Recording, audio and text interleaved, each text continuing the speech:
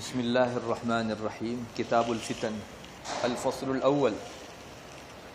عن حذيفة رضي الله تعالى عنه قال: قام فينا رسول الله صلى الله عليه وسلم مقاما ما ترك شيئا يكون في مقامه ذلك إلى قيام الساعة إلا حدث به، حفظه من حفظه ونسيه من نسيه، قد علمه أصحابي هؤلاء، وإنه ليكون منه الشيء قد نسيته فأراه فأذكره، كما يذكر الرجل وجه الرجل إذا غاب عنه ثم إذا رآه عرفه.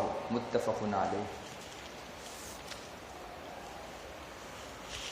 کتاب الفتن فصل اول. حضرت حذیفہ ابن الیمان رضی اللہ تعالی عنہ سے مروی ہے، فرمایا ہمارے درمیان اللہ کے رسول صلی اللہ علیہ وسلم ایک موقع سے کھڑے ہوئے. آپ نے اپنے اس کھڑے ہونے کے موقع سے قیامت تک پیش آنے والے حوادثات میں سے کوئی حادثہ ایسا نہیں چھوڑا جس کو آپ نے بیان نہ کیا. ہاں، جنہوں نے یاد رکھا، جو بھول گئے. ہمارے ان صحابہ نے اسے یاد رکھا ہے. ان سنی ہوئی چیزوں میں سے ایک چیز کبھی ایسی ہوتی ہے کہ میں بھول چکا ہوتا ہوں، پھر جب آنکھوں سے دیکھتا ہوں تو مجھے وہ یاد آ جاتی ہے. جیسے کہ کوئی شخص کسی انسان کے چہرے کو یاد رکھے ہوئے ہو اس کے غیبوبت کی حالت میں، پھر جب اس کو دیکھنے لگتا ہے تو پہچان لیتا ہے اس کو. متفق علیہ. نبی کریم صلی اللہ علیہ وسلم کی تعلیمات کا ایک اہم ترین حصہ فتن و ملاحم کے سلسلے کے آپ کے ارشادات بھی ہیں، اور سچ مچ یہ ایسا ذخیرہ ہے جو ہم پچھلوں کے لیے شاید اگلوں کے مقابلے میں زیادہ کارآمد ہے، کیونکہ بہت سی علامتیں آپ نے ایسی ارشاد فرمائی. حضرات صحابہ کے زمانے میں اس کو بلا تعویل کے سمجھنا بھی مشکل تھا. بہت دور صحابہ کی جماعت تو ہے، ابھی پچھلے 50 سال پیچھے چلے جائیے، تب بھی بعض روایتیں ایسی ہیں کہ جن کو ہمارے مشائخ سمجھاتے تھے تو تعویل کرنی پڑتی تھی.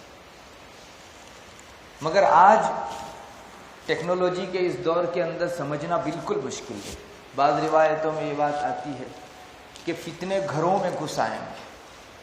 تو ہمارے اسلاف جب سمجھاتے تھے تو چونکہ موبائل نیٹ کا وہ دور تو تھا نہیں 50 سال پہلے، تو فتنوں کے گھروں میں گھس آنے کی کیفیت میں تعویلات سے کام لینا پڑتا تھا کہ اس راہ سے آئے گا، اس راہ سے آئے گا، اس راہ سے. آج یہ اتنا بدیہی ہو چکا ہے کہ شاید کسی تعویل کی ضرورت نہیں.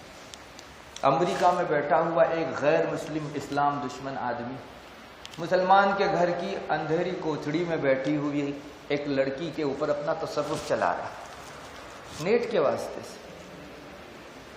تو آج بہت ساری روایتیں بداہت کے درجے میں آ چکی ہے ٹیکنالوجی کے اس دور میں، سائنس کے اس دور کے اندر. تو شاید یہ کہنا بجا ہوگا کہ علامات قیامت سے بعد والوں کو جو سروکار ہوگا، پہلے لوگوں کو اتنا زیادہ نہیں.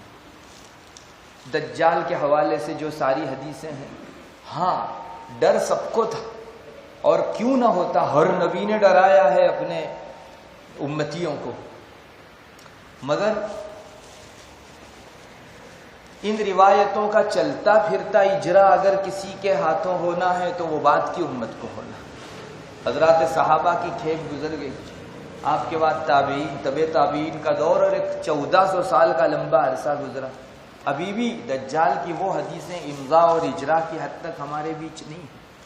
ہاں، ایک فرض ہے ہمارا کہ ہر نسل اپنی آنے والی نسل کو یہ منتقل کرے.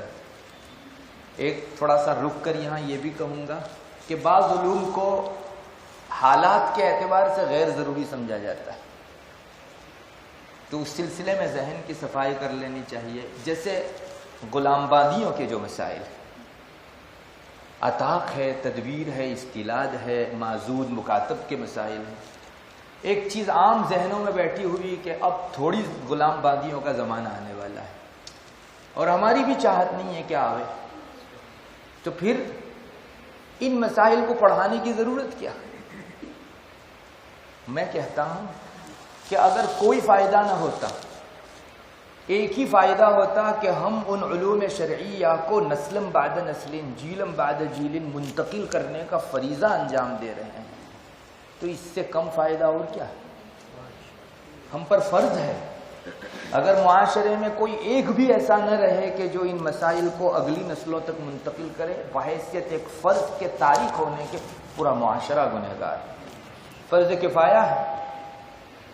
اور پھر غلام باندیوں کے یہ مسائل اگر اتنے ہی زیادہ کنارہ کشی کے قابل ہیں تو ان حدیثوں کا کیا کریں گے؟ ان ذخیروں کو بھی بالائے طاق رکھ دیں گے۔ قرآن مجید کی آیات مکاتب کے سلسلے کی وہ آیت کیا کریں گے؟ اس کی تشریح آپ کب کریں گے؟ بہرحال روایتوں کے اپنے وقت ہوتے ہیں، اجراء کے اپنے وقت ہوتے ہیں، جب بھی اس کا اجراء ہونا اللہ نے طے کر رکھا ہے تکوینی روح سے، وہ اپنے وقت پر آئے، لیکن ان علوم کو منتقل کرنا ہمارا فرض ہے۔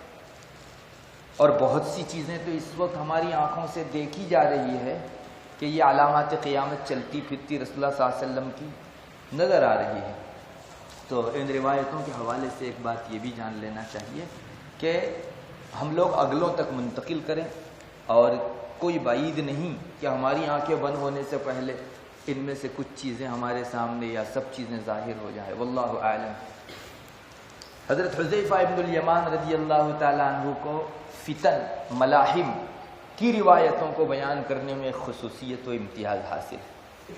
ان کا مقام ہی آپ صلی اللہ علیہ وسلم کے بھید کے جاننے والے کا تھا، سر الرسول ان کا لقب تھا۔ حذیفہ ابن الیمان میں والد کی طرف نسبت نہیں ہے، ان کے داداؤں میں کوئی یمان ہے جن کی جانب نسبت ہے، ان کے والد کا نام اور ہے۔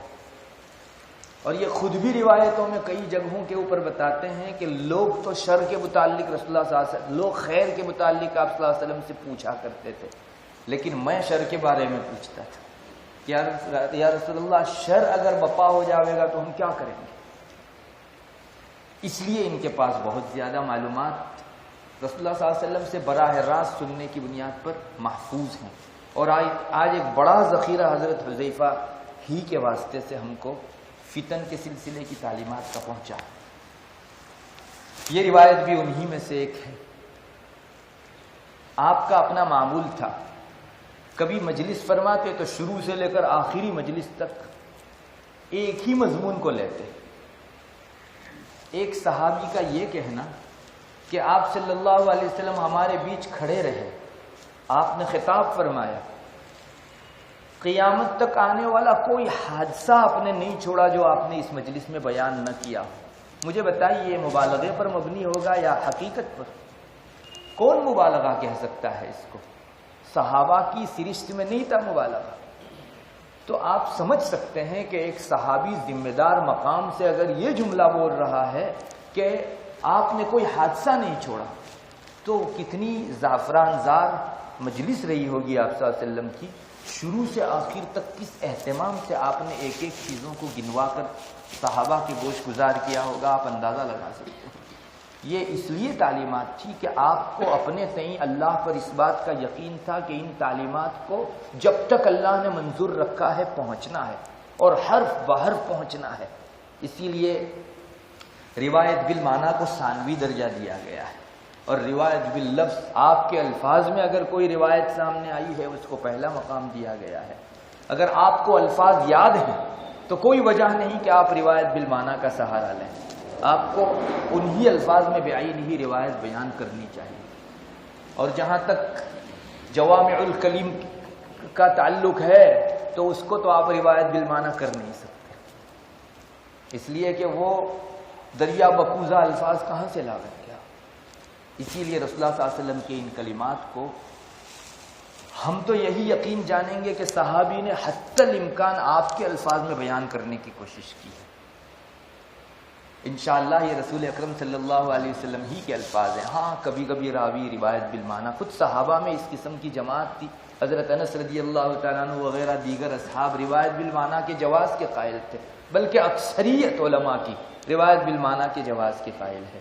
پھر بھی رسول اکرم صلی اللہ علیہ وسلم کے ان الفاظ کے متعلق ہمیں اس بات کا اطمینان ہوگا کہ حضرات صحابہ نے، اگر آج کا ایک شیخ اس کے پاس الفاظ موجود ہوں تو وہ اس کو بدل کر تو ہرگز بیان کرنے والا نہیں ہے، تو صحابہ سے کیسے متصور ہو سکتا ہے کہ انہوں نے تبدیلی کی ہوگی؟ انشاءاللہ انہی الفاظ میں ہم تک پہنچا ہے، اس کا ہم لوگ اللہ کے حوالے سے یقین رکھتے ہیں۔ آپ نے اپنے اس مقام پر کھڑے رہ کر قیامت تک آنے والے تمام واردے ذکر فرما دیے، الا حدث به، یہ حسر کے ساتھ ذکر کیا جانا اور بھی مزید موقت کرتا ہے مضمون کو کہ موٹی موٹی چیزوں میں سے جو کلی درجے کے علامات ہیں آپ نے اس کو نہیں چھوڑا، جزویات بہت سارے ہیں جو دوسری جگہوں کے اوپر محفوظ ہیں۔ حضرت حذیفہ رضی اللہ تعالیٰ عنہ کی طبیعت اس میں زیادہ چلتی تھی، اور ہم اس تعبیر کے بجائے اگر یہ کہیں کہ اللہ نے ان کو اس کام کے لیے زیادہ منتخب کیا تھا تو حضرت حذیفہ ہی یہ جملہ بول سکتے تھے کہ ہمارے لوگوں میں سے بعض نے یاد رکھا اور بعض بھول گئے۔ چنانچہ ابو داؤد شریف کے اندر یہی روایت آئی ہے، وہاں حضرت حذیفہ رضی اللہ تعالیٰ عنہ کے کلمات یوں ہیں کچھ کہ مجھے معلوم نہیں میرے دوسرے صحابہ بھائیوں کو وہ بھلا دیا گیا یا وہ از خود بھول گئے، تناسو تناسو، اس طرح کے الفاظ ملتے ہیں۔ تو یہ وہی آدمی کہہ سکتا ہے جس کو علی وجہ البصیرت ان روایتوں کے اوپر گہری نظر ہو۔ تو حضرت حذیفہ نے اس موقع کے اوپر بھی وہ شکایت ظاہر کی کہ جس نے یاد رکھا رکھا اور جو بھول گیا بھول گیا، مگر میرے ان ممکن ہے وہاں چند صحابہ بیٹھے ہوں یا مخصوص جماعت کی طرف اشارہ ہو، ان صحابہ نے ان کو ضرور یاد رکھا۔ حفظہ من حفظہ ونسیہ من نسیہ وقد علمہ اصحاب ہؤلاء، مشار الیہ تھے، معلوم ہوا ایک جماعت مختص تھی کہ جن کے بارے میں حضرت حذیفہ فرماتے ہیں کہ ان حضرات نے یاد رکھا۔ خود اپنا حال بیان کرتے ہیں، علامات قیامت کا علم ایک جگہ محفوظ ہم کو ضرور ملے گا، لیکن ان کا اجرا اور انطباق حد درجہ مشکل کام۔ آپ انگلی رکھ کر تیر بہدف اور یہی اس کا معنون ہے اس عنوان کا، شیورلی نہیں بول سکتے، آپ قطعیت کے ساتھ آپ نہیں کہہ سکتے۔ خود حضرت حذیفہ جن کی اتنی بڑی نگاہ تھی، یہ وہ ذات ہے جن سے حضرت عمر کبھی کبھی پوچھا کرتے تھے رضی اللہ تعالیٰ عنہ کہ عمر کا نام تو منافقین کی فہرست میں نہیں ہے، سر الرسول تھے آپ، اور غالباً حضرت عمر رضی اللہ تعالیٰ نے انہیں سے پوچھا تھا کہ وہ فتنے کا دروازہ جو بند تھا کھل جائے گا تو فتنے جو ہے دنیا کے اندر بپا ہو جائیں گے، وہ کون سا فتنے کا دروازہ تھا؟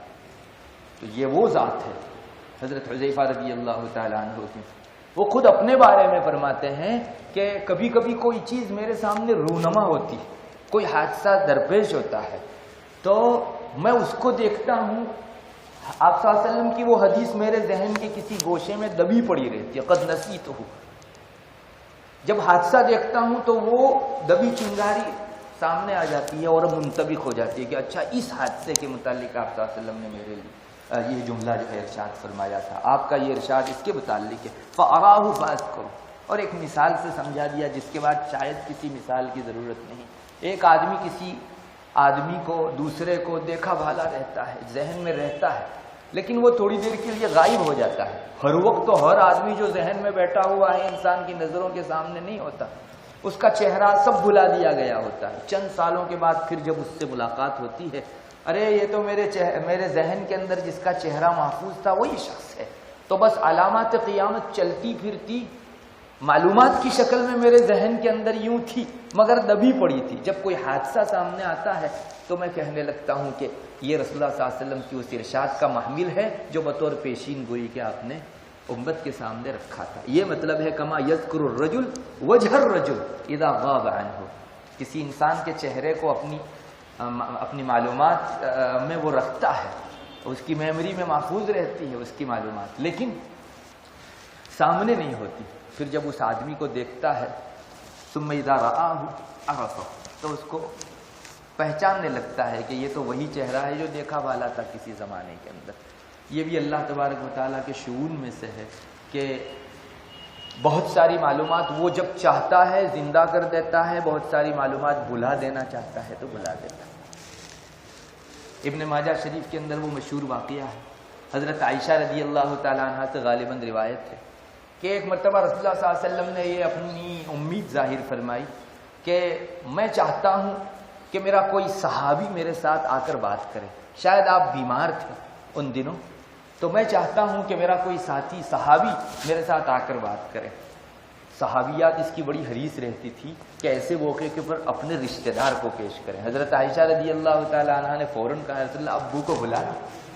حضرت ابوبکر صدیق رضی اللہ تعالیٰ عنہ کو آپ نے فرمایا صدیق کو نہیں بلائیں گے. حضرت حفصہ وہاں موجود تھی، انہوں نے کہا عمر کو بلا لو، میرے ابو کو بلا لو. آپ نے فرمایا نہیں. پھر آپ نے غالباً کسی شخص کو کہا اور بھیجا، وہ گیا. تھوڑی دیر کے بعد حضرت عثمان رضی اللہ تعالیٰ عنہ کو بلا کر لے آئے. حضرت عثمان تشریف فرما ہوئے. حضرت عائشہ فرماتی ہے کہ میں پیچھے سے سن رہی تھی. تو آپ حضرت عثمان رضی اللہ تعالیٰ عنہ کو کہے جا رہے تھے وہ لون عثمان یتغیر. آپ کی بات سے حضرت عثمان کے چہرے کا رنگ بدل رہا تھا. مجلس تو پوری ہو گئی. حضرت عثمان رضی اللہ تعالیٰ عنہ چلے گئے. واقعہ ہو گیا. اس کے بعد بلوائیوں نے، مصری دغاخوروں نے حضرت عثمان رضی اللہ تعالیٰ عنہ کے قتل کا منصوبہ بنایا. بلوائی حضرات نے گھیرا کر لیا. گھیرا کرنے کے بعد شہید کر ڈالا آپ کو. حضرت عائشہ رضی اللہ تعالیٰ عنہ نے اس موقع پر فرمایا کہ مجھے یہی بات جو آپ صلی اللہ علیہ وسلم کی اس دن حضرت عثمان کو کہی ہوئی تھی آج تازہ ہو گئی. کیا حضرت عثمان کو آپ صلی اللہ علیہ وسلم نے یہی فرمایا تھا کہ یہ لوگ اگر تمہارا لباس خلعت خلافت اتار دینا چاہے تو ایک مرتبہ ان سے مزاحمت مت کرنا، میرے پاس آ کر حوض کوثر پر ملنا. تو لوگوں نے پوچھا بھی حضرت عائشہ کو کہ آپ جانتی تھی تو آپ کو بتانا چاہیے تھا، اس حادثے سے پہلے آپ لوگوں کو بتاتی. تو وہاں روایت میں آتا ہے ان کی تو یہ حادثہ اس وقت بلا دیا گیا تھا مجھ کو. جب پیش آیا تب انتباہ ہوا کہ یہ اس شب کی بات تھی جو آپ صلی اللہ علیہ وسلم نے ان کو فرمائی تھی. کئی ایک موقعوں کے اوپر اللہ جب چاہتا ہے بلا دیتا ہے. ما ننسخ من آیۃ او ننسها نأتی بخیر منها او مثلها. ایک جگہ تو شیطان کی طرف نسبت کی ہے وما انسانیہ الا الشیطان ونذکرہ، لیکن در حقیقت یہ تصرف اللہ تبارک و تعالیٰ کے فیصلے کے تحت ہوتا ہے. شیطان ایک سبب کے درجے میں ہے اور بعض کی نسبت بھی خود اللہ کی طرف کی گئی. او ننسها نأتی بخیر منها او مثلها. تو بہت ساری چیزیں ایسی ہیں جو اللہ نے بلا دی. ان میں سے بعض چیزیں یہ بھی ہیں ایک لمبے عرصے تک وہ ذہن و دماغ میں نہیں رہی، پھر جب موقع آیا تو اس کو جو ہے یاد رکھا. حضرت عمر رضی اللہ تعالیٰ عنہ وغیرہ سے ارشادات موجود ہے. سورہ احزاب سورہ بقرہ جتنی لمبی تھی لیکن سب کے ذہن و دماغ سے جب منسوخ ہو گئی، عرض اخیرہ میں بہت سارا نسخ ہوا ہے تو وہ بھلا دی گئی اور اب بہت مختصر رہ گئی. سورہ بقرہ جتنی نہیں ہے اور کئی ایک آیتیں ہیں جن کی نشاندہی ابوبکر باقلانی نے اپنی انتصار میں فرمائی ہے کہ یہ آیتیں پہلے پڑھی جاتی تھی بحیثیت قرآن کریم کی، پھر منسوخ ہو گئی. تو لوگوں کے ذہن و دماغ میں وہ رہی ہی نہیں بہت ساری چیزیں. یہ اللہ تبارک و تعالیٰ کی قدرت کا کرشمہ ہے. اس لیے کسی کا بھول جانا بھی تقدیر الہی کے تحت ہے. اور حضرت حذیفہ کا یاد رکھنا اور بروقت منطبق رکھنا یہ اللہ تبارک و تعالیٰ نے ان کا جو حصہ رکھ رکھا تھا اس سے تعلق رکھنے والی چیز ہے. بہرحال یہ پہلی روایت ہے. اور اگر ہم لوگ بھی ان روایتوں میں خصوصاً جو فتن سے تعلق رکھنے والی روایتیں ہیں جن سے ہم کو کام لینا،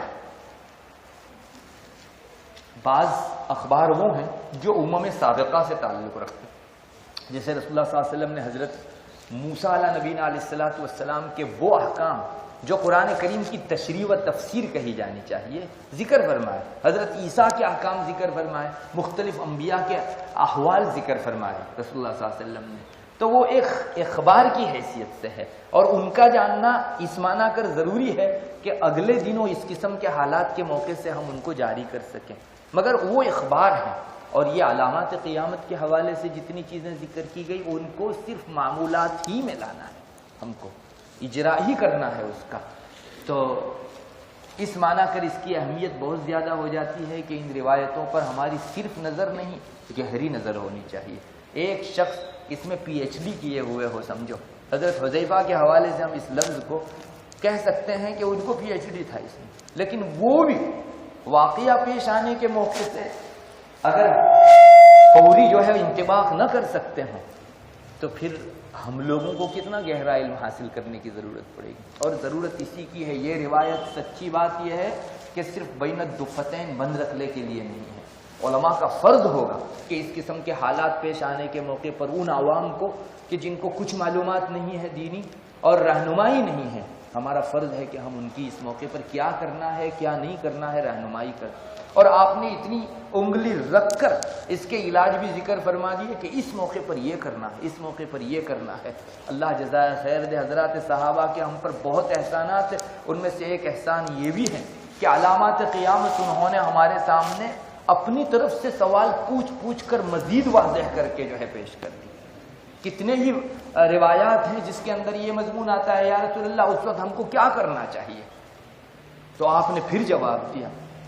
صحابہ موفق تھے، ان کے لیے یہ لفظ بہت استعمال ہوتا ہے، صحابہ موفق تھے۔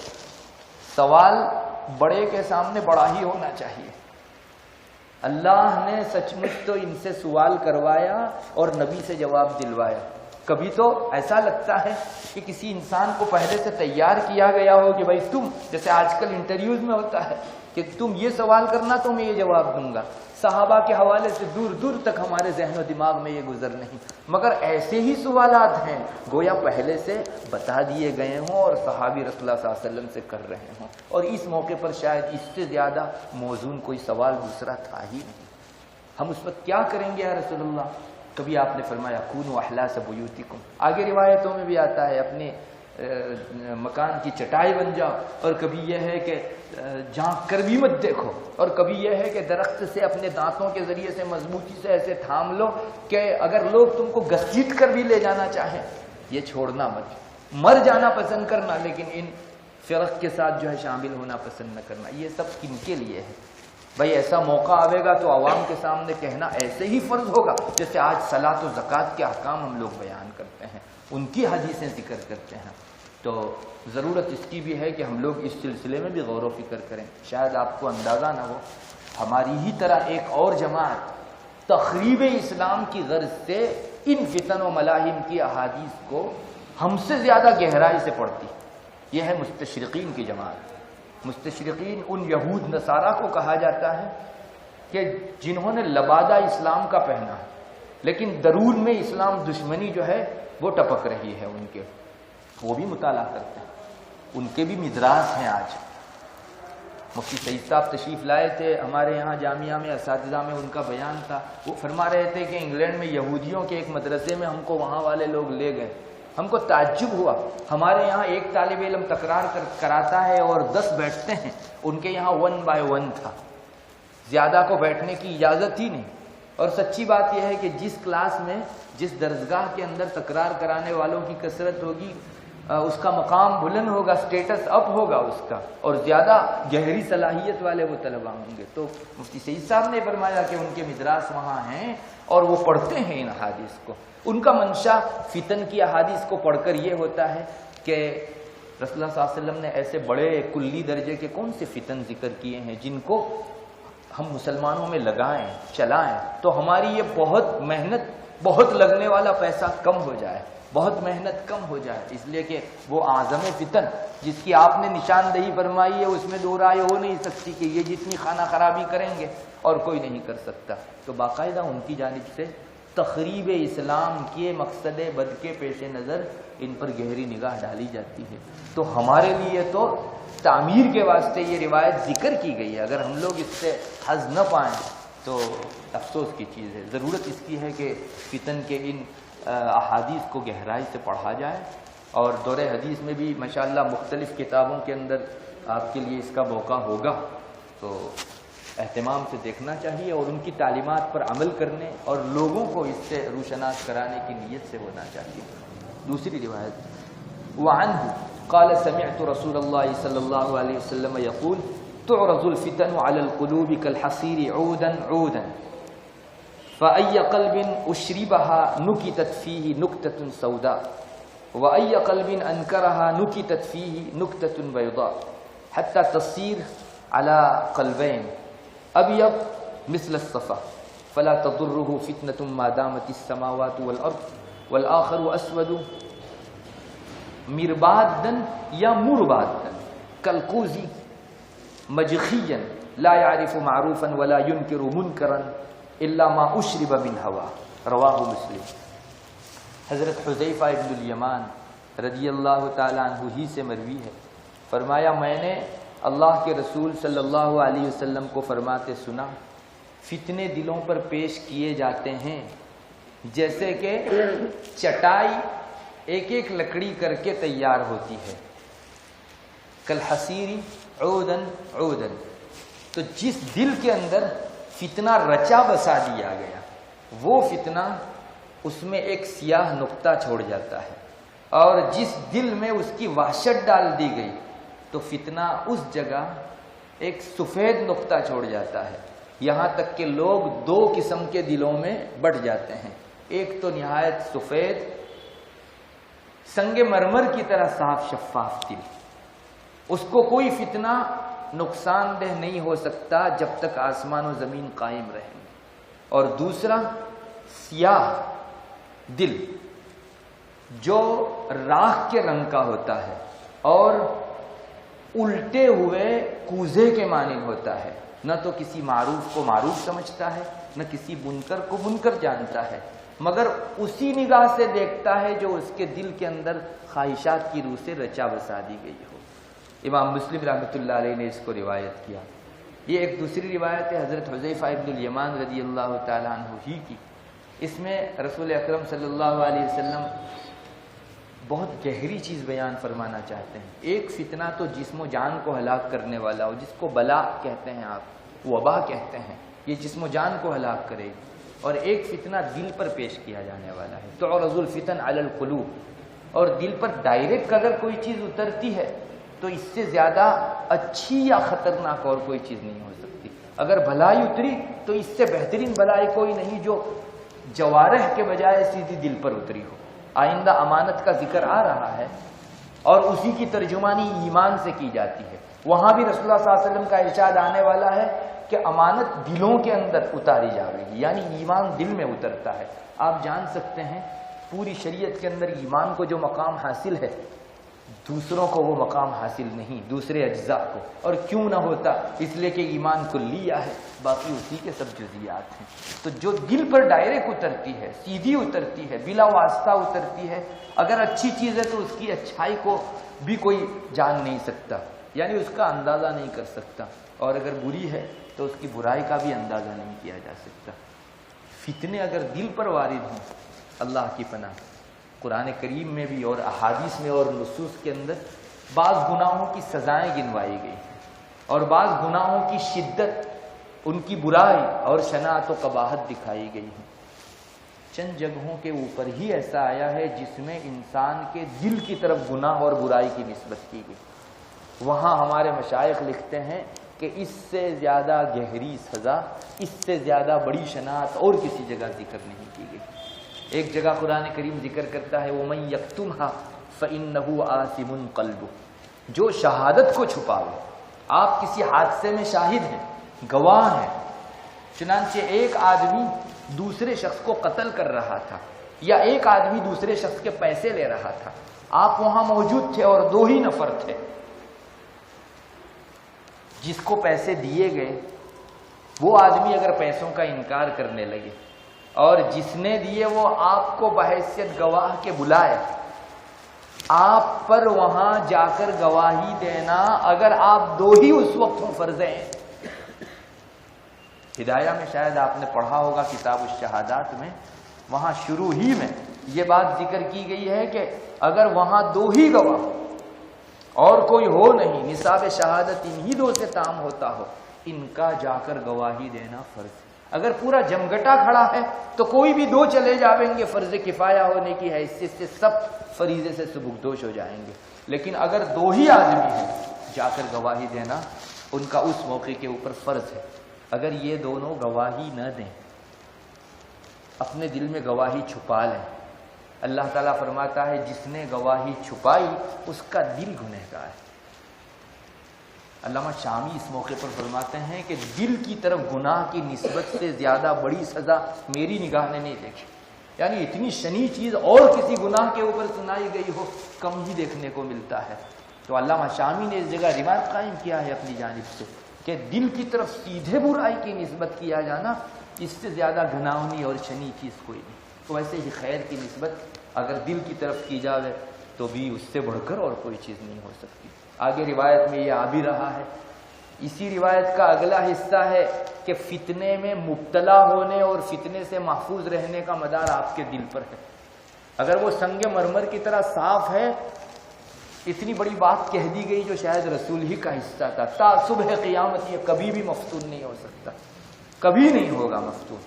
اور اگر کسی کے دل کی دنیا ویران ہے، خراب ہے، تو پھر اللہ ہی اس کا محافظ ہے. روایت میں بتا ہی دیا گیا جس کو معروفات اور منکرات کے بیچ تمیز نہ ہو وہ بھلا معروفات کو انجام کب دے گا اور منکرات سے بچے گا کب. جب یہی بات نہیں ہوگی تو شریعت ڈھا گئی. شریعت نام ہی ہے معروفات پر عمل کرنے اور منکرات سے بچنے. تو یہ سارے امور جو ہیں دل سے متعلق ہیں. رسول اکرم صلی اللہ علیہ وسلم نے اس حدیث شریف میں فتنوں کے دل پر اترنے کا حوالہ دے کر فتنوں کی سنگینی کو سچ مچ بیان کر دیا. فتنے اتنے سنگین ہیں کہ وہ آپ کے جسم و جان کو نہیں کھاتے بلکہ سیدھے روح پر نازل ہوتے ہیں، اترتے ہیں. کل حسیر عودن عودن، ایک تو فتنوں کا اجمال مجموعی حیثیت سے اترا ہو اور ایک تفصیلی ہر فتنہ انسان کے دل کے اوپر وارد ہو، یہ دوسرا زیادہ سنگین ہے. عربوں میں یہ حسیر تیار ہوتی تھی. آپ کے یہاں بھی شاید حسیر ہی کہتے ہوں گے جو چٹائی بچھائی جاتی ہے. ہمارے یہاں گجراتی میں اس کو حسیر ہی کہتے ہیں. وہ عربی میں حسیر کا لفظ جو ہے وہ چٹائی کے لیے ہے اور ہمارے یہاں بھی بہت سے لوگ بولتے ہیں.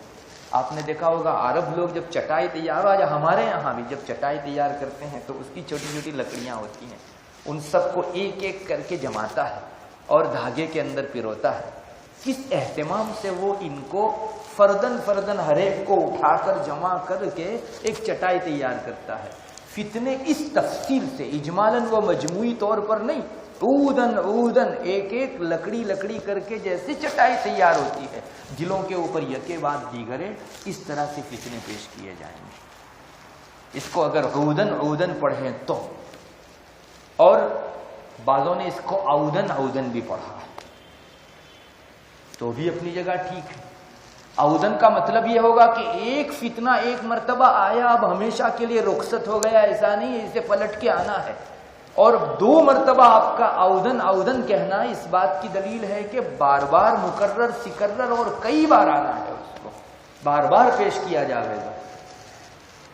روایتوں میں آتا بھی ہے، ابو داؤد شریف وغیرہ میں روایت موجود ہے، مومن لوگ اس اطمینان میں ہوگی کہ چلو بلا چلی گئی، وبا چلی گئی، اب تو جو ہے سکون کے دن آئے. ابھی یہ تمنا کر کے فارغ نہیں ہوئے ہوں گے کہ واپس وہی فتنہ جو ہے ان میں بپا ہو جائے گا، فرصت نہیں رہے گی. روایتوں میں اسی کو تعبیر کیا گیا تسبیح کا دھاگا جیسے ٹوٹتا ہے اور دانہ دانہ ایک ایک کر کے سب ختم ہو جاتا ہے اور وہاں دو دانوں کے گرنے کے بیچ کوئی فاصلہ نہیں ہوا کرتا، بس ویسے ہی ایک مصیبت سے فارغ نہیں ہوئے اور دوسری مصیبت، دوسری سے فارغ نہیں ہوئے اور تیسری مصیبت. آپ نے بعض روایتوں میں تو پیریڈ بھی دکھایا ہے، وقت بھی بیان فرمایا ہے کہ 7 مہینے میں یہ 2 بڑی نشانیاں پوری ہو جاوے. بہت بڑی نشانیاں ابن جو ہے ابو داؤد شریف کے اندر آپ لوگ پڑھیں گے 7 مہینے کے اندر 2 بڑی نشانیاں آ جاوے گی. اور آپ نے ان روایتوں میں جو ہے علامات قیامت کی ترتیب بھی قائم فرمائی ہے، پہلے یہ ہوگا، دوسرے نمبر پر یہ ہوگا، تیسرے نمبر پر یہ ہوگا، بہت مختصر سے عرصے میں. تو عودن عودن بھی ایک قرات پڑھی گئی ہے اس کی، اور تب مطلب یہ ہوگا کہ پلٹ کے ایک ہی فتنہ بار بار لوگوں کے قلوب کو متاثر کرنے کے لیے آئے گا. اور ایک جو ہے پڑھا گیا ہے روایت میں عودن عودن، زال کے ساتھ بعض نسخوں میں ہے. آپ کو معلوم ہونا چاہیے کہ پہلے کے نسخ نقط سے خالی ہوتے تھے. قرآن کریم جو مصحف لکھے گئے حضرت عثمان رضی اللہ تعالیٰ عنہ نے 5 مصحف یا 7 مصحف علی حسب الاختلاف تیار فرمائے، وہ بے نقط تھے، اس میں نقطہ نہیں تھا، اسی لیے ساری قراءتوں کو محیط ہیں وہ. اب فتثبتوا اور فتبینوا، ان کو نقطوں سے خالی کر دو، آپ دونوں پڑھ سکتے ہیں. یا ایھا الذین آمنوا ان جاءکم فاسق بنبأ ایک قراءت میں ہے فتبینوا اور دوسری قراءت میں فتثبتوا، تو آپ نقطوں سے خالی کر دو.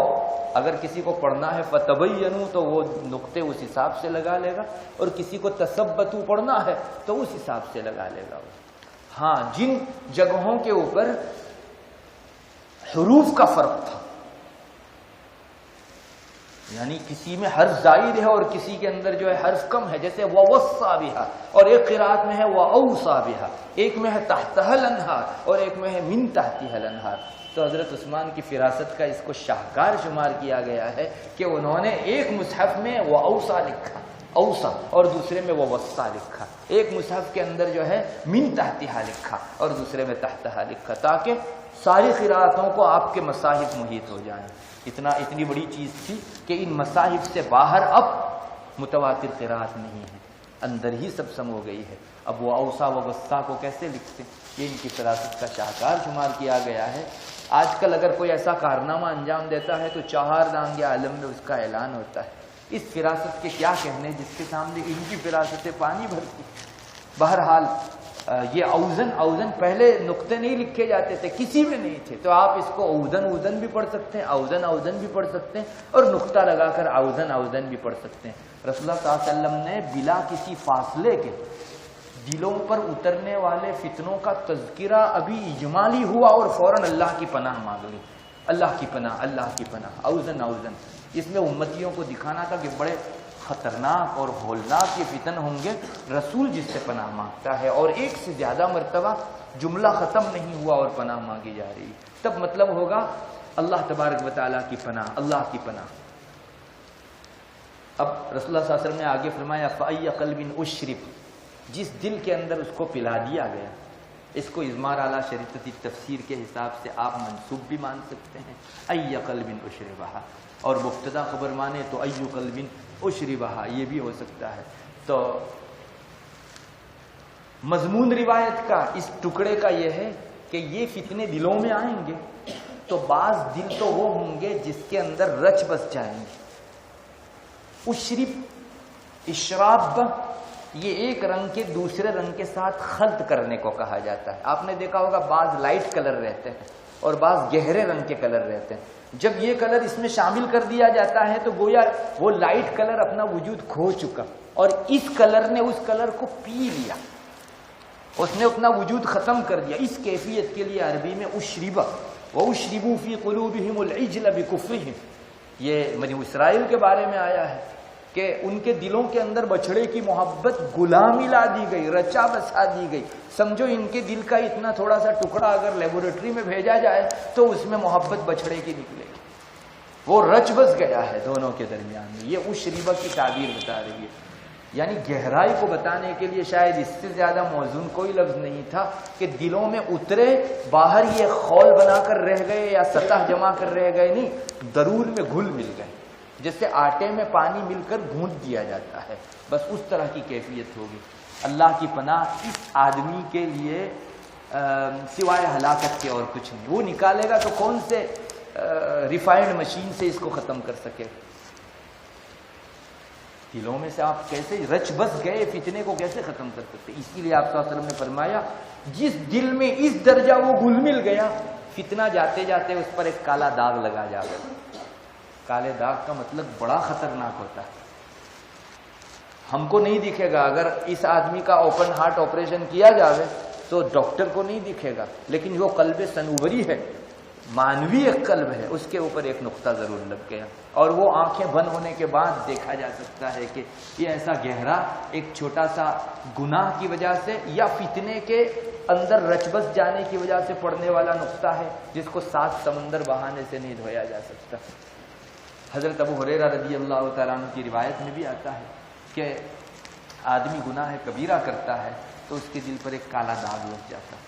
اگر توبہ کر لیتا ہے دھل جاتا ہے، توبہ نہیں کرتا دوبارہ گناہ کرتا ہے دوسرا داغ لگ جاتا ہے، توبہ کرتا ہے دھل جاتا ہے، نہیں کرتا تیسرا لگ جاتا ہے. اگر وہ توبہ نہ کرے اور گناہوں کا تسلسل جاری رہے تو ایک دن آتا ہے جس میں پورا دل سیاہ ہو جاتا ہے. علماء نے لکھا ہے پورے دل کے سیاہ ہو جانے کا مطلب اس سے توبہ کی توفیق سلب کر لی گئی.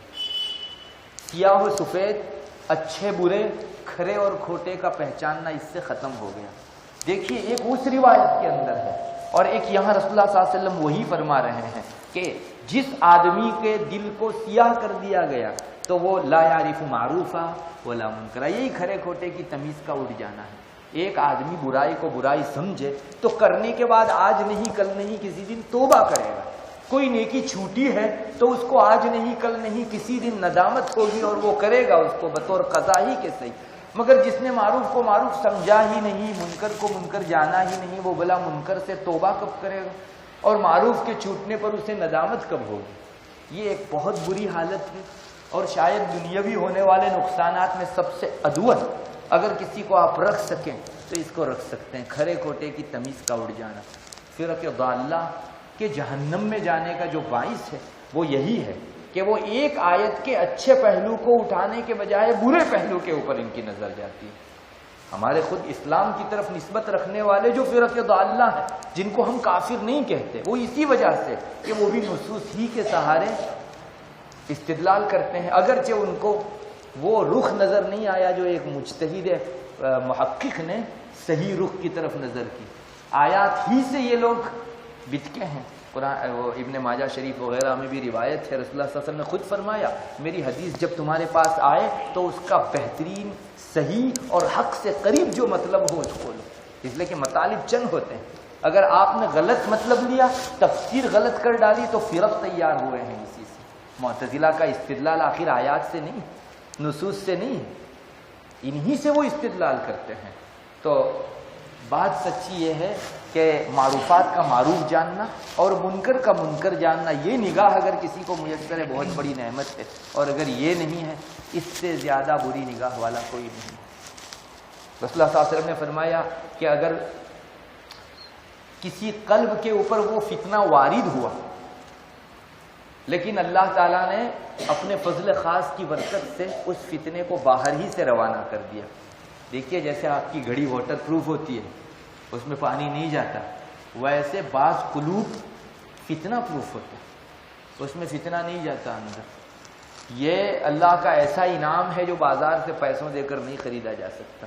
ہاں اس کے کچھ اسباب ہیں، نتیجہ اللہ کے حوالے ہے۔ ایسا دل اگر تیار کرنا ہو، کچھ اسباب دنیا میں، دنیا دارالاسباب ہے، کوئی چیز بلا اسباب کے نہیں ہوتی، تو اس کے اسباب ضرور ہیں، مگر یہ وہابی ہے خالص، اللہ دینا چاہے اسے دیتا ہے اور جسے محروم رکھنا چاہے محروم رکھتا ہے۔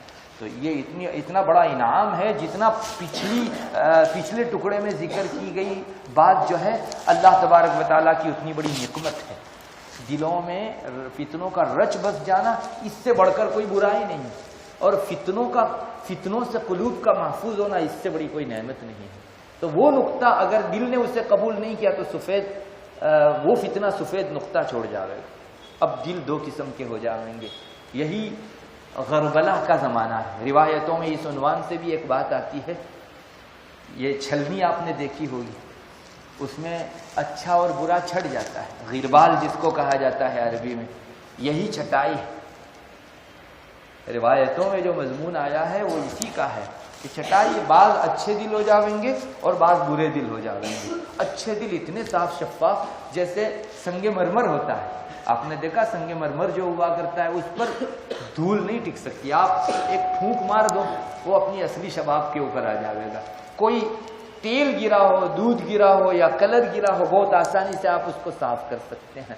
تو یوں کہیے کہ سنگ مرمر کی طرح اثر پروف، فتنہ پروف ہے وہ، اس کے اوپر فتنہ اثر نہیں کر سکے گا۔ فلا تضرہ فتنۃ ما دامت السماوات والارض، سچ مچ یہی مصابیح الہدیٰ ہے، قلوبہم مصابیح الہدیٰ جو روایتوں میں آیا ہے۔ نہ صرف یہ کہ فتنوں کو بھانپتے ہیں، بھانپ کر لوگوں کو بتا کر خود بھی بچتے ہیں اور لوگوں کو بھی بچاتے ہیں۔ یہ اہل اللہ کے قلوب ہیں اور اللہ تبارک و تعالیٰ کے منتخب بندوں کے قلوب ہیں، وہ اتنے اثر پروف رہتے ہیں جیسے دنیا والے لوگ۔ ابھی جو ہے ہمارے یہاں جو پی ایم ہے ان کی ایک کار آئی ہے اتنے کروڑ کے اندر، آپ نے اخبار میں شاید دیکھا ہوگا، وہ صرف بلیٹ پروف نہیں ہے، راکٹ پروف بھی ہے، میزائل پروف بھی ہے۔ کہتے ہیں کہ اس طرح کی چیز ہے، تو دنیا والے اس میں کمال سمجھتے ہیں کہ کسی کی گولی نہ آئے، کسی کا راکٹ نہ آئے، میزائل نہ آئے۔ اللہ کے یہاں معیار بلندی کا یہ ہے کہ آپ کو ایسا قلب میسر ہو جس پر فتنہ ٹکرا کے چلا جائے، درون میں گھس نہ سکے۔ یہ کمال کی چیز ہے۔ اور یہ رسول کی زبان یہ تعریفی کلمہ کہ تا صبح قیامت اس پر فتنہ اثر انداز نہیں ہو سکے گا، یہ نعمت بے بہا ہے۔ اور جبکہ ایسے ہی زمانے میں اچھے اچھے لوگ فتنے کا شکار ہو کر جو ہے مفتون ہو جائیں گے، ایسے زمانے میں اگر کسی کو ایسا دل میسر ہو کہ وہ قیامت تک آنے والے سارے فتنوں سے محفوظ، اور سچ جتنا بھی فتنہ گہرا ہو ایسے لوگ اللہ کے ضرور قائم رہیں گے۔ دجال کا فتنہ کتنا بڑا ہے، خود آپ صلی اللہ علیہ وسلم نے فرمایا کہ کوئی آدمی قریب جانے کی جرت نہ کرے۔ ہم میں سے بعض لوگ کہتے ہیں نا اس طرح کے فتن آتے ہیں تھوڑا دیکھ لیتے ہیں اس کو، آپ نے فرمایا کوئی جرت نہ کرے۔ ارے ایک آدمی بڑے روایت ہی میں ہے بہت کانفیڈنس کے ساتھ، بہت یقین کے ساتھ دجال کے فتنے کو دیکھنے جاوے گا اور اپنا ایمان کھو کر باہر نکلے گا، حالانکہ وہ صرف دیکھنے گیا تھا۔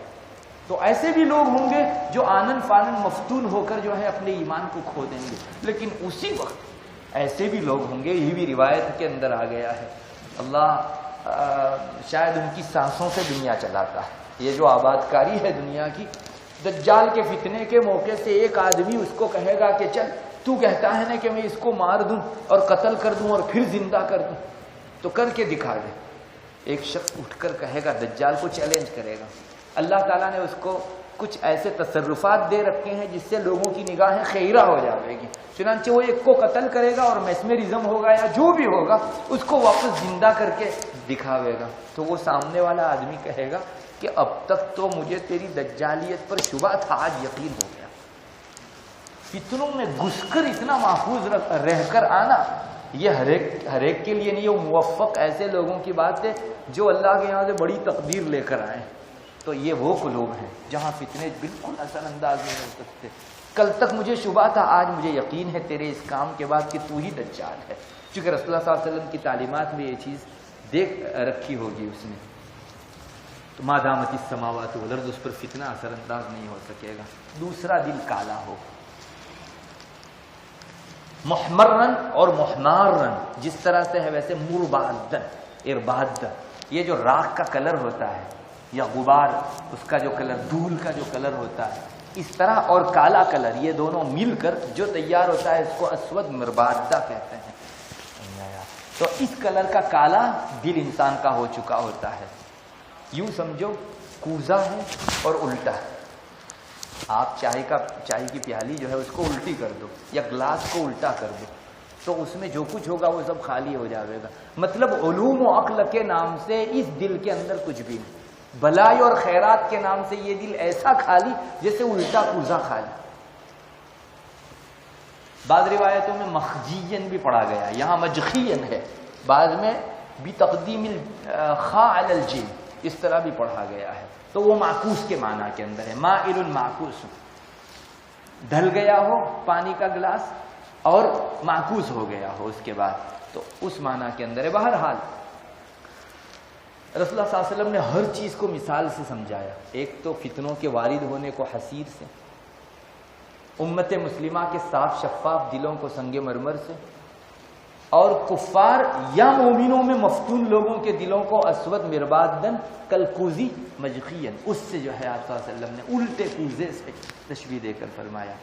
اس میں اجمال تھا، آپ نے نہایت کھول کر بتا دیا کہ یہ لا یعرف معروفہ، نیکی کو نیکی نہیں جانتا، برائی کو برائی نہیں جانتا، اور اللہ کے مابعد والی چیز اللہ کی پناہ، اللہ ما اشرب من ہوا، ایک چشمہ پہن رکھا ہے اس نے رفتان خواہشات کا، اس میں جو اچھا دکھے اسے اچھا سمجھتا ہے اور اس میں جو برا دکھے وہ برا سمجھتا ہے، حالانکہ فیصلہ نیکی و بدی اسلام کا حصہ ہے، رسول کا اور اللہ کا حصہ ہے، نہ کہ تمہارا اپنا قائم کردہ معیار۔ آج بھی دنیا کے اندر بہت سے لوگ ایسے پائے جاتے ہیں جن کے سامنے حق پیش کرو تو چونکہ ان پر مغربیت کے چشمے لگے ہوئے ہیں، تہذیب نو کے چشمے ان کے سروں پر لگے ہوئے ہیں، تو وہ تہذیب مغربیت کے خلاف اگر اسلام کی تعلیم ہوگی تو اسے حق کہے گا اور اس کو ناحق کہے گا، حالانکہ وہ مومن کے اندر شمار ہوتا ہے۔ ہمارے بیچ اس کا نام مومنوں کی فہرست میں ہے، یہ وہ بات ہے ما اشرب ہواہ، اپنی نفسانی خواہشات جو فتنوں کے نتیجے میں اندر رچا بسا دی گئی ہے، اسی زاویہ نگاہ سے وہ ہر چیز کو دیکھے گا۔ آج بھی بہت سے لوگ انکار کرتے ہیں شریعت کے، صاف انکار نہیں کرتے مگر تہذیب کے نام سے کہتے ہیں کہ نہیں ابھی زمانہ ایسا ہے تو اس درجہ جو ہے قدامت پسندی بھی ٹھیک نہیں ہے۔ ارے اسلام تو سر قدامت پسند ہے، اس میں کون سی چیز نہیں ہے؟ آپ کی نماز 1400 سال میں بدل سکی؟ حضرت تھانوی رحمۃ اللہ علیہ فرماتے ہیں اگر اتنی ہی جدت چاہیے ہے، آسمان چھوڑ دو، زمین چھوڑ دو، تو بہت پرانا ہے۔ تو آپ کو سب چیزوں میں جدت چاہیے ہے تو کیوں ان پرانی چیزوں میں پڑے ہوئے؟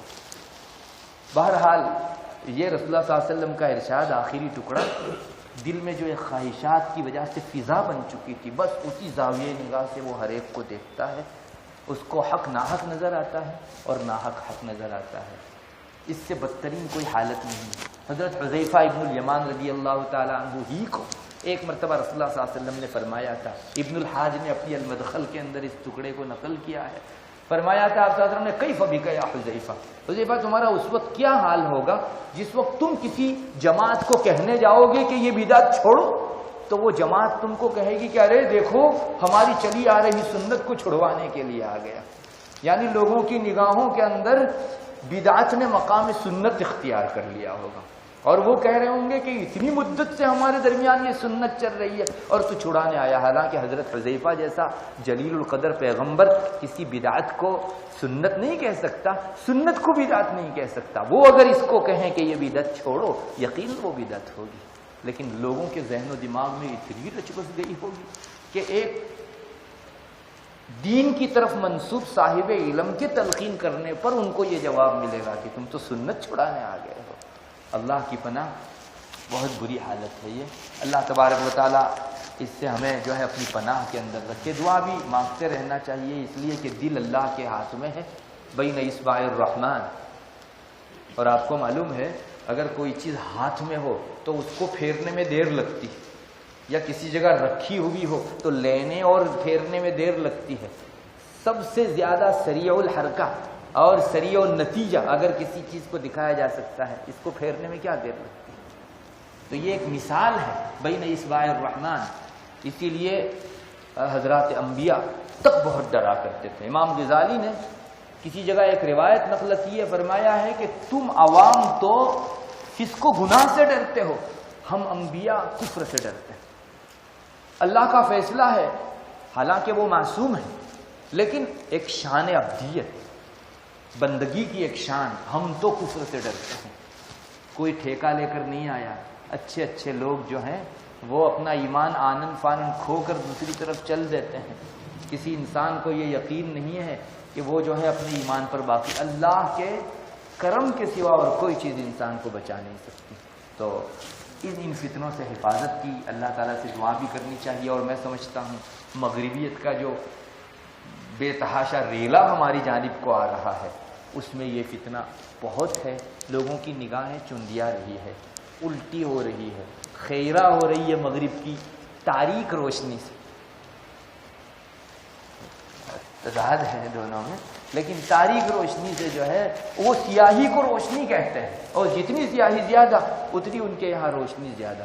اللہ تبارک و تعالی ہماری حفاظت فرمائے، اور اس زمانے کے لیے یہ معیار کا درست رہنا بہت بڑی نعمت ہے۔ اور میں نے بتایا اس کے حاصل کرنے کے کچھ اسباب ہیں، لیکن نتیجہ اللہ کے حوالے ہے۔ فتنوں سے بچاؤ کا، کھرے کھوٹے کو پہچاننے کا ایک بہت آسان ذریعہ علوم کی تحصیل۔ جس کے پاس علم ہے سمجھو اندھیرے میں چلنے کے لیے اس کے پاس ٹارچ ہے، جس کے پاس علم نہیں ہے اس کے پاس ٹارچ نہیں ہے، کسی قسم کی روشنی نہیں ہے۔ مجھے بتائیے جہاں سانپ بچھوؤں سے بچھا ہوا راستہ ہو وہاں کون آدمی آسانی سے نکل سکتا ہے؟ جس کے پاس ٹارچ ہے وہ آسانی سے اس جگہ قدم رکھے گا، اور جس کے پاس نہیں ہے وہ کون سے فتنے سے داغ دیا جائے کچھ نہیں کہا جا سکتا۔ اور خود اللہ تبارک و تعالیٰ نے فتنوں سے، ضلالت سے، گمراہی سے بچاؤ کے لیے اپنے فضل کی حیثیت سے علوم کو گنوایا ہے۔ وَلَوْلَا فَضْلُ اللَّهِ عَلَيْكَ وَرَحْمَتُهُ لَهَمَّتْ طَائِفَةٌ مِّنْهُمْ أَن يُضِلُّوكَ، محمد اللہ کا فضل اور اس کی مہربانی تم پر نہ ہوتی، ایک جماعت ٹھان چکی تھی کہ آپ کو گمراہ کر دے۔ سر چشمہ ہدایت جسے ہیں ان کو کہا جائے یضلوک وما یضلون الا انفسهم، حالانکہ وہ اس کوشش میں اپنے ہی سر کو چور چور کر رہے ہیں، خود کی گمراہی کا سامان کر رہے ہیں۔ وما یضرونک من شیء، آپ کو ایک ذرہ برابر نقصان نہیں پہنچا سکتے۔ بھائی کس کے رہین منت؟ اللہ کا وہ فضل کون سا جس کا حوالہ اللہ نے دیا، جس کی برکت سے رسول فتنوں سے محفوظ رہے، ضلالت سے محفوظ رہے۔ آگے ذکر کیا جا رہا ہے وَأَنزَلَ اللَّهُ عَلَيْكَ الْكِتَابَ وَالْحِكْمَةَ وَعَلَّمَكَ مَا لَمْ تَكُنْ تَعْلَمُ وَكَانَ فَضْلُ اللَّهِ عَلَيْكَ عَظِيمًا۔ کسی کو اس اجمال کے اندر وَأَنزَلَ کی تشریح بنانے میں تھوڑا بہت ہچکچاہٹ ہوتی ہے تو اللہ نے کہا کہ میں فضل کہتا ہوں، ابھی آیت پوری نہیں ہوئی اور وَكَانَ فَضْلُ اللَّهِ عَلَيْكَ عَظِيمًا کہہ کر نشان کر دیا اس پر کہ یہی فضل ہے۔ وَأَنزَلَ اللَّهُ عَلَيْكَ الْكِتَابَ وَالْحِكْمَةَ وَعَلَّمَكَ مَا لَمْ تَكُنْ تَعْلَمُ۔ تو یہ ایک چیز ہے جس سے آدمی فتنے سے محفوظ رہ سکتا ہے۔ تھوڑا سا معاشرے پر اس وقت نگاہ ڈالیے، جو مختلف فتنوں سے مفتون ہونے والے لوگ ہیں یہ علم سے بے بہرہ لوگ ہیں اور علم سے وابستگی نہ رکھنے والے لوگ ہیں۔ آپ دیکھ لیجئے فرق ضالہ کے جو شکار ہو رہے ہیں، یا تو کسی زمانے میں ان کو علماء سے بعد رہا ہے، یا علماء کے پاس جانے میں وہ جو ہے سبکی محسوس کرتے ہیں، اپنی حیثیت کا نیچا ہونا محسوس کرتے ہیں، وہ بہت جلدی شکار ہو جاتے ہیں۔ اللہ تبارک و تعالی علماء کو اپنا یہ مقام سمجھنے اور اس سلسلے کو مزید گہرا بنانے اور روشن بنانے کی توفیق عطا فرمائے۔ اور ایک دوسری چیز جس سے قلب مجلہ ہوتا ہے وہ بزرگوں کی صحبت ہے، اللہ کے نیک بندوں کی نگاہیں ہیں، کہو اللہ کی نسبت ہے، اللہ سے تعلق ہے۔ اس چیز سے انسان سیاہ و سفید کو بڑی آسانی سے پہچان سکتا ہے۔ جس کا دل مصفا ہو گیا، یہ ہمارے بزرگان دین جو ہیں، مشائخ ہیں، وہ سب حضرات دل ہی پر محنت کرتے ہیں، اسے اتنا چمکا دو کہ اندھیری کو آتے شرم آئے اس کے پاس، قریب نہ آ سکے اندھیری اس کے۔ اور ماشاءاللہ ان حضرات کو دیکھتے ہیں فتنوں سے ایسے اللہ ان کو بچا کر نکال دیتا ہے جیسے آٹے میں سے بال نکال دیا گیا ہو۔ اور جو لوگ ہٹے ہوئے ہیں وہ حضرات، ان کا اللہ ہی مالک ہے، اللہ ہی محافظ ہے۔ یہ دو چیزیں اسباب کی حد تک ایسی ہیں، آپ اپنائیں گے، بہت امید ہے اللہ کی ذات سے۔ اگر آپ ہاتھ ایسا کریں کتاب اٹھتی ہے، تو اگر ان اسباب کو اپنائیں گے تو نسبت آتی ہے اس کے اندر۔ اللہ تبارک و تعالی ان سلسلوں سے ہم کو جوڑے رکھے۔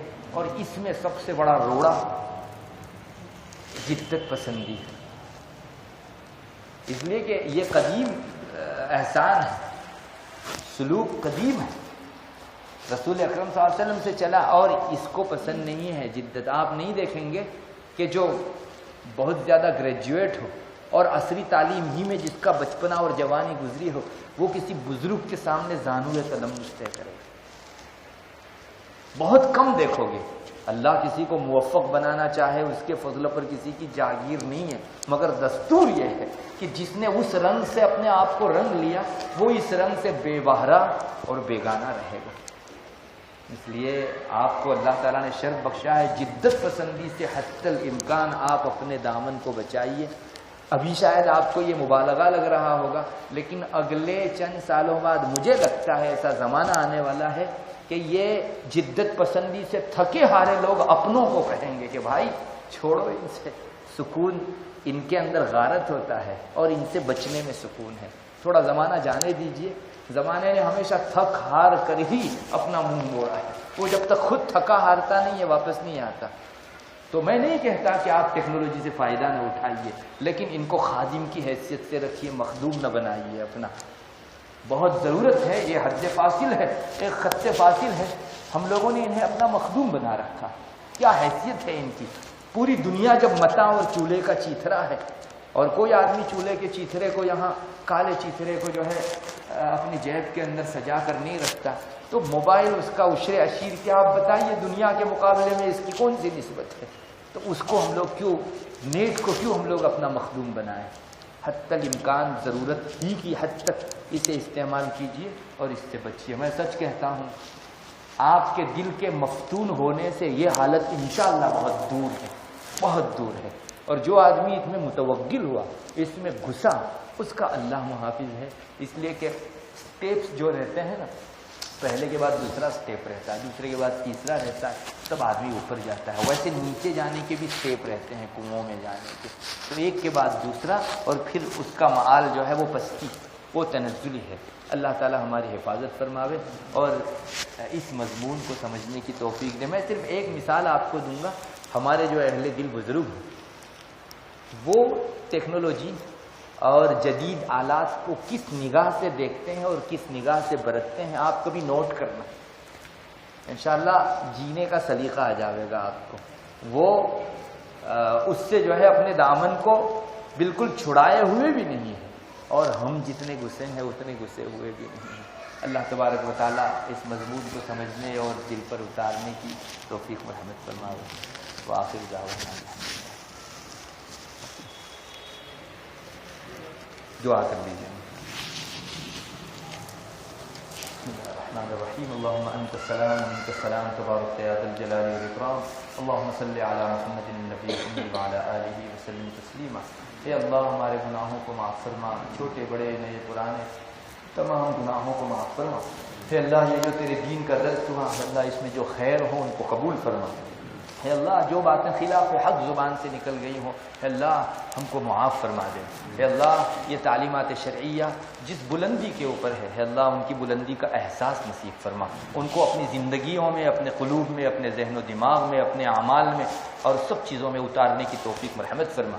ایک صاحب علم ہونے کے ناطے ہمارے سر پر جو فرائض عائد ہوتے ہیں، اے اللہ ان سب پر پورا اتار۔ اے اللہ ان کی حق تلفی کرنے والوں میں سے ہم کو نہ بنا۔ اے اللہ یہاں جس قدر طلباء ہیں، اے اللہ اساتذہ ہیں، جتنے لوگ حاضر ہیں، اے اللہ سب کو قبول فرما۔ ہمارے ان پڑھنے پڑھانے کے سلسلوں میں خیر اور برکت مقدر فرما، اخلاص للہیت اور استقامت عطا فرما، تمام بھلائیاں عطا فرما، تمام شرور سے حفاظت فرما۔ یا الہ العالمین، نبی کریم صلی اللہ علیہ وسلم کی ہم تک پہنچائی ہوئی ان تعلیمات کو اس کا جیسا حق ہے اس طرح سے پڑھنے پڑھانے کی توفیق مرحمت فرما۔ تیری آیات کریمہ کے ساتھ ہم کو وابستگی عطا فرما، قرآن کریم کا جو حق ہے اسے دینے کی توفیق عطا فرما، جو کوتاہیاں ہو گئی ہیں ان سب کو معاف فرما۔ اللہم انا نسألک علما نافعا وعملا متقبلا ورزقا واسعا حلالا طیبا وقلبا خاشعا ولسانا ذاکرا وتوبة نصوحا وشفاء من كل داء۔ اللہم انا نعوذ بک من علم لا ينفع ومن قلب لا يخشع ومن نفس لا تشبع ومن دعوة لا يستجاب لها۔ اللهم اهدني وسددني واجمع لي بين الصواب والثواب واعذني من الخطأ والحرمان۔